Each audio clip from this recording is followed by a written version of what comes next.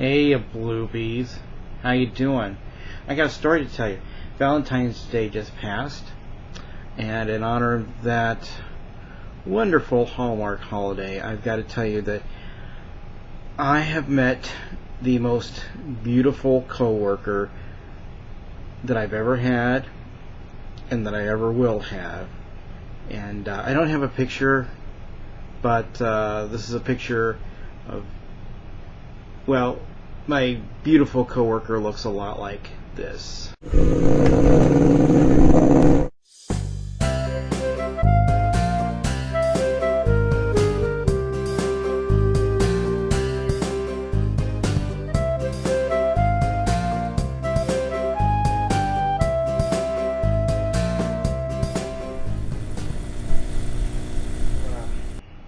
Hey Bloopies, how you doing? Been around, or not been around much lately. I am currently just getting acquainted with my new position as life skills coach at this place called Tailored Living. I probably won't talk a whole lot about it in vlogs because when I signed on, it's like I can't really talk about what goes on there because, well, I mean, it deals with a lot of privacy issues. I mean, you know, these people are... Basically, I'm going into people's apartments, taking care of them, and just looking over them, and they wouldn't want me telling them their personal stories on here, I'm sure. And I'd probably get fired, possibly sued in some cases, so I probably won't talk a whole lot about that job. However, the night before Valentine's Day, I had to go to work really super early Valentine's Day, so, or no. Had to go to work super early the day after Valentine's Day, so Julie and I figured we weren't going to get to do much on Valentine's night. So the night before Valentine's, we decided we were going to hang out. We were going to get a motel room. There's this little motel not too far from here. It's called Roadway Inn. And anyway, we've stayed there a few times before, even though the staff has been complete pricks, but the price is cheap, and it's not too bad for the price. So we decided we were going to stay there, and it was a great night. We went out for steak dinner at this place we'd never gone to before. Got a 24-ounce steak and shared it, and all of these potatoes and everything. And it was really cheap for all that we got. It was really cheap, and yeah. So I'm a cheap date. I mean, yeah. That's why I need new jobs, because that's why I took that new job as the life skills coach, because I'm trying to make a little more money in my life right now. So yeah, so we just had a really good time. You know, got back to the motel, and Jurassic Park was on. I'm ripping off Spiggitz again by doing that times. You may as well just go watch Spiggitz, because I do everything that he does anymore. Yeah. Anyway, so let's go back to when we arrived at this motel. We arrived at the motel, and we'd stayed there before. And the people that normally ran the motel were not there anymore. So that was interesting. So anyway, I go into this motel to check us in. And there in the lobby stands this huge, gigantic bull mastiff, okay? And I'm like, whoa, this dog has never been here before, because we've stayed there 3 or 4 times before. And I'm like, this dog has never been here before. This is like a small horse standing in the lobby. I hope he's friendly. So I walked in. He was. And there's this woman behind the counter, super friendly, which I've never encountered anybody friendly at this motel before. Okay, give an example. The last time we had stayed at this motel, there was this guy who came, and he'd been staying there for a few days, and he came down and he asked for a fresh towel, and the owner at the time was like, no, you can't have a fresh towel. You had fresh towel yesterday. No fresh towel today.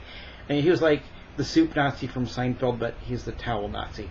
So, yeah, anyway, so, yeah, I started talking to this woman and checking us in.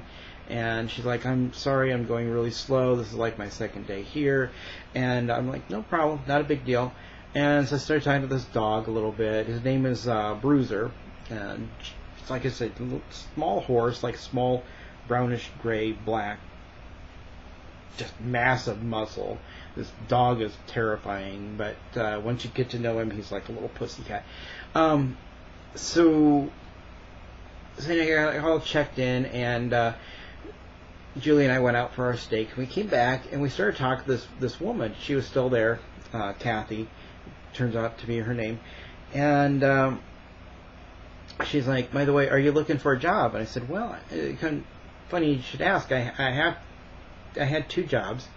I kind of wanted to quit both of them because they weren't really fitting with my plans for life. And she's like, well, and I said, I'm just now quitting Walmart to become a life skills coach at this other place, but it's not going to be a whole lot of hours, and I still have another job I'd kind of like to replace. And she said, have you ever worked in a motel? I said, no, never, but I've had some experience. I've had a lot of experience working with people. I've done a lot of customer service in my life, stuff, so on and so on. So, well, I'm looking for a night auditor.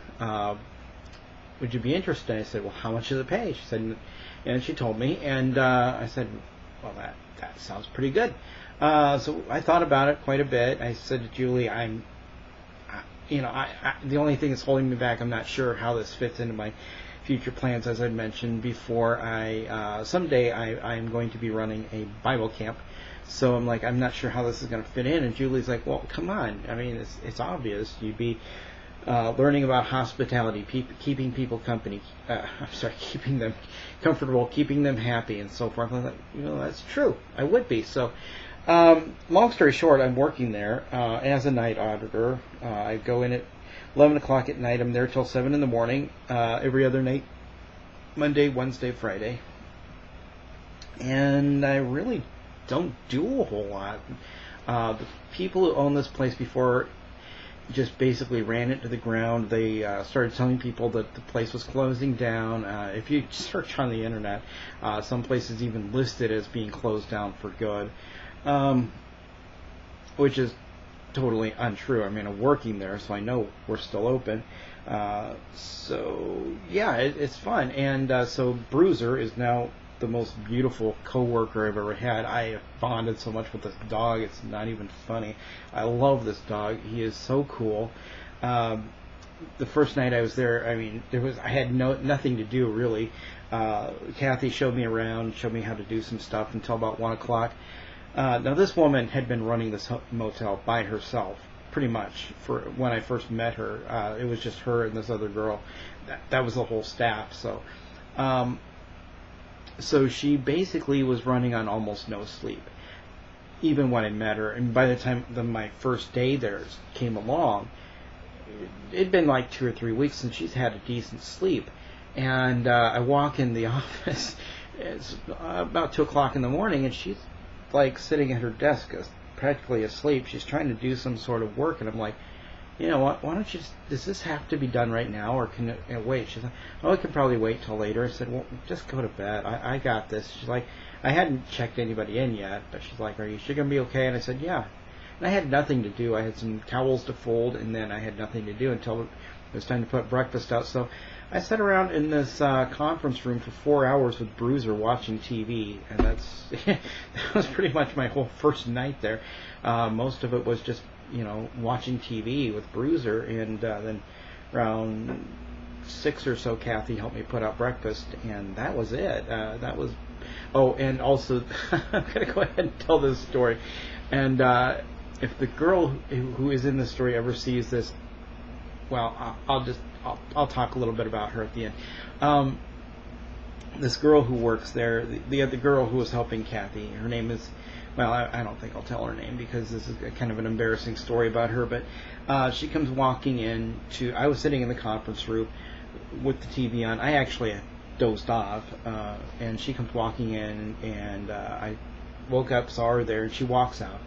So I'm like, I didn't recognize her at first. I'd met her previously, but I didn't recognize her at first, so I kind of followed her because I wanted to see, who is this, why and she goes into the back, and I thought, well, okay, maybe she does work here. So I went and got a snack, and I came back and peeked around, and it looked like she knew what she was doing. So I figured, okay, this is somebody who works here. So I went back to the conference room. Next thing I know, she's right there. She's like yelling at me that you can't sleep on the job. Somebody's going to stab you. Somebody's going to rob you.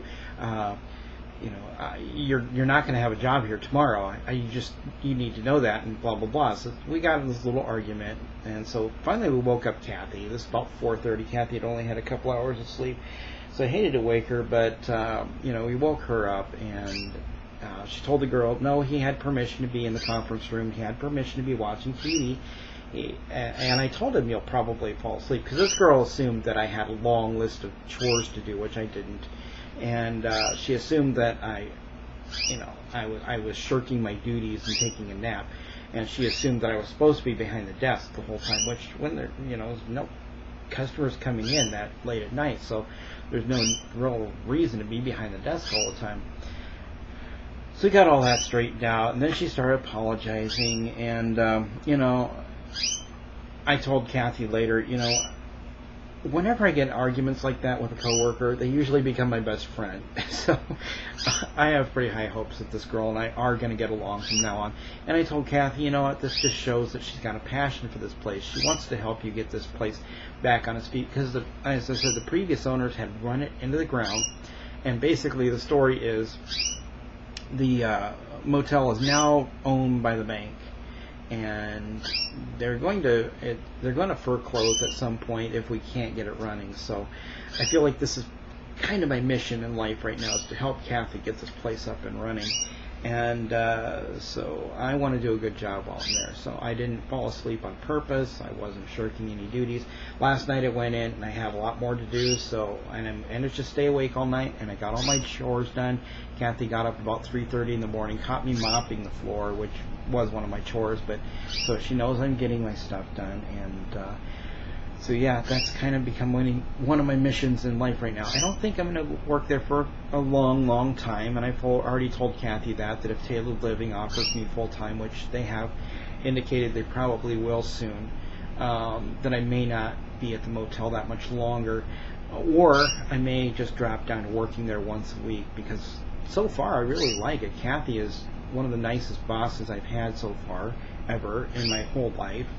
And I enjoy it. I've enjoyed being there so far, so we'll just see how it goes. And I am enjoying the other job, even though I can't really talk about it. But one thing that's really cool, I'm trying to get myself back in shape. I'm trying to lose some weight, trying to get back in shape. One thing that's really cool is I talked to Kathy about that this morning when she got up for a little bit, and I said, while I'm employed here, would it be okay if I came in on my days off and used the pool?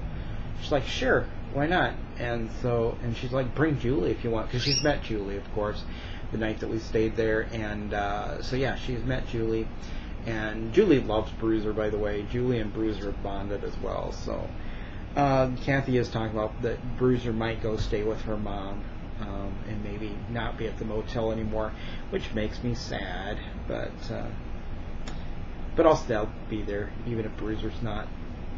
Anyway, that's all I had to talk about. Is my second new job. These jobs are just like, within a week I had like 2 new jobs, and I didn't even really look for them or ask for them. They just showed up. Weird. Bye.